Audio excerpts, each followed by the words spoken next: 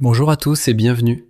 Aujourd'hui, vous allez écouter un exemple complet de l'épreuve orale du DELF B1.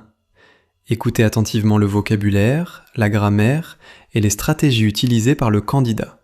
C'est parti. Partie 1. Se présenter. Bonjour, installez-vous s'il vous plaît. Nous allons commencer l'épreuve orale du DELF B1. Pouvez-vous présenter s'il vous plaît ? Bonjour, je m'appelle Alex Martin, j'ai 24 ans et je viens du Canada, plus précisément de Montréal.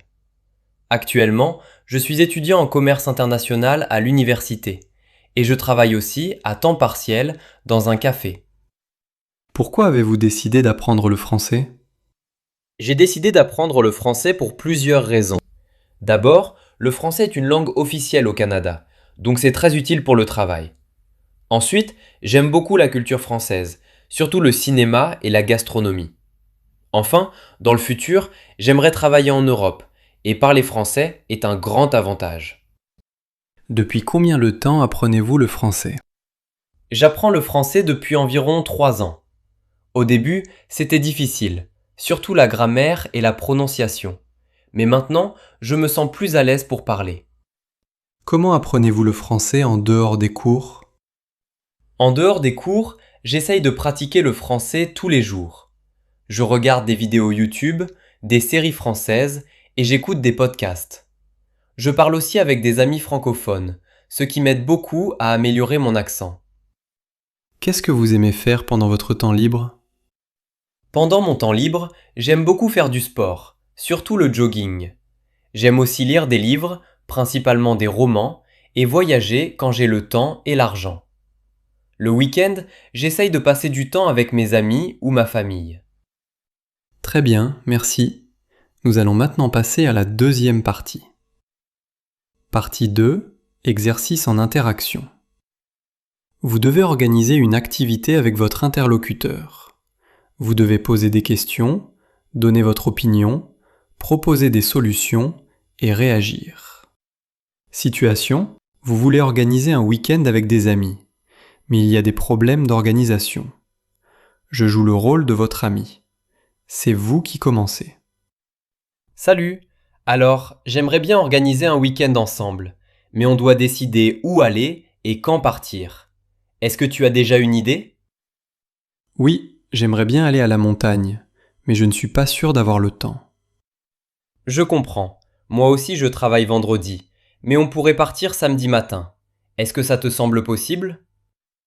Peut-être, mais la montagne, c'est assez cher, surtout le logement. C'est vrai, mais on peut chercher un logement moins cher, comme une auberge ou un Airbnb. Sinon, on pourrait partager les frais entre nous. Qu'en penses-tu? Oui, c'est une bonne idée, mais je n'ai pas de voiture. Ah d'accord. Dans ce cas, on peut y aller en train. C'est plus écologique et parfois moins cher si on réserve à l'avance. Et qu'est-ce qu'on ferait là-bas ?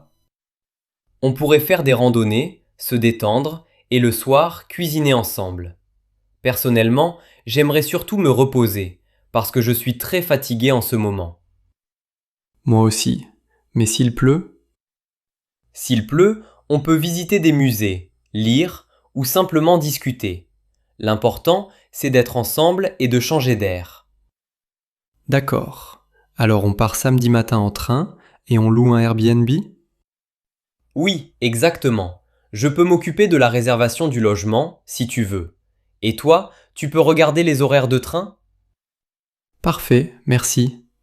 Passons maintenant à la troisième partie. Partie 3. Expression d'un point de vue. Voici le document. Vous avez 10 minutes de préparation. Vous devez donner votre opinion et répondre à mes questions. De plus en plus de personnes préfèrent travailler à domicile plutôt que d'aller au bureau. Selon certaines personnes, le télétravail permet une meilleure qualité de vie. D'autres pensent que le travail à distance est mauvais pour la communication et la motivation. Vous pouvez commencer. Aujourd'hui, je vais parler du télétravail, un sujet très actuel. Personnellement, je pense que le télétravail a des avantages et des inconvénients, mais globalement, c'est une solution positive. Tout d'abord, Le télétravail permet une meilleure organisation du temps.